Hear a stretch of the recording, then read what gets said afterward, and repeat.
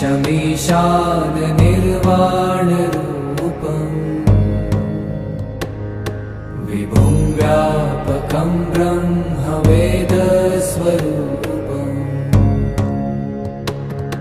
निजं निर्गुणं निर्विकल्पं निरीहम्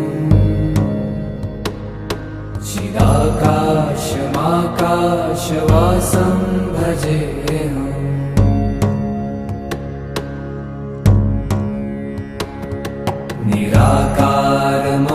निराकारमोङ्कारमूलं तुरीयम्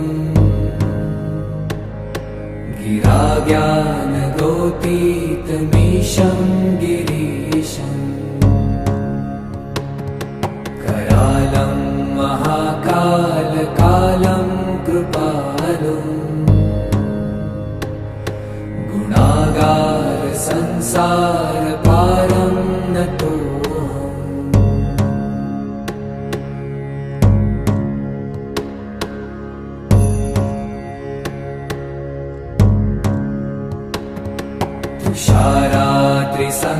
तुषारात्रिसङ्काशगौरं गभीरम्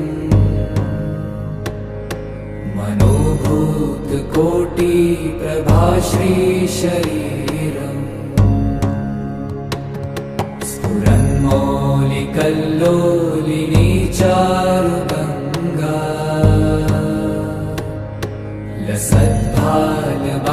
लसद्भालबालेन्दुकण्ठे भुजङ्गा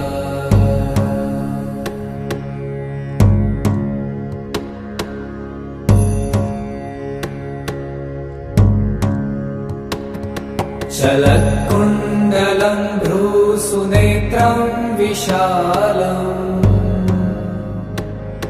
प्रसन्नाननं नीलकण्ठं दयालम्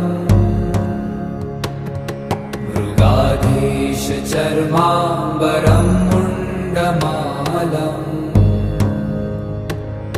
प्रियं शङ्करं सर्वनाथं भजामि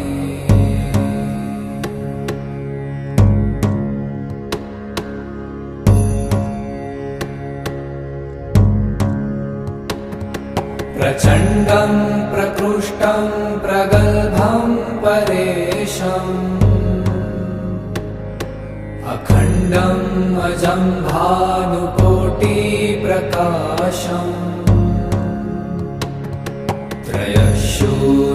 त्रयशूलनिर्मूलनं शूलपाणिम्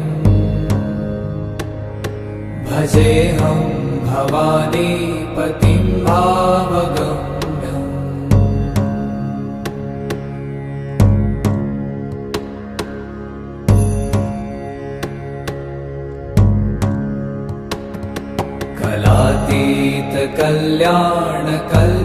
कलातीतकल्याणकल्पान्तकारी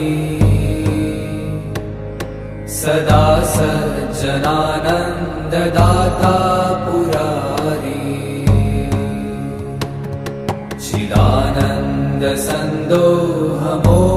चिदानन्दसन्दोहमोहापहारी प्रसीद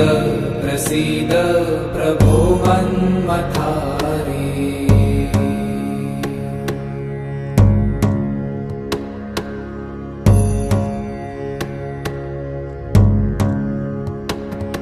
न यावत् उमानाथ पादारविन्दम् भजन्ति ह लोके परे वा नराणाम् न तावत् सुखं शान्तिसन्तापनाशम्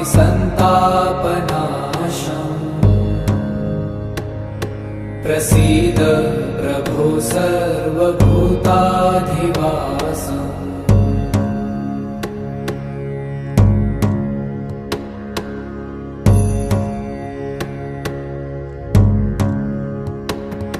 न जानामि योगं जपं नैव पूजा न तोऽहं सदा सर्वदा शम्भुतुभ्यम् जराजन्म दुःखौ गतातप्यमानम् प्रभो त्वा हि आपन्नमामि शशम्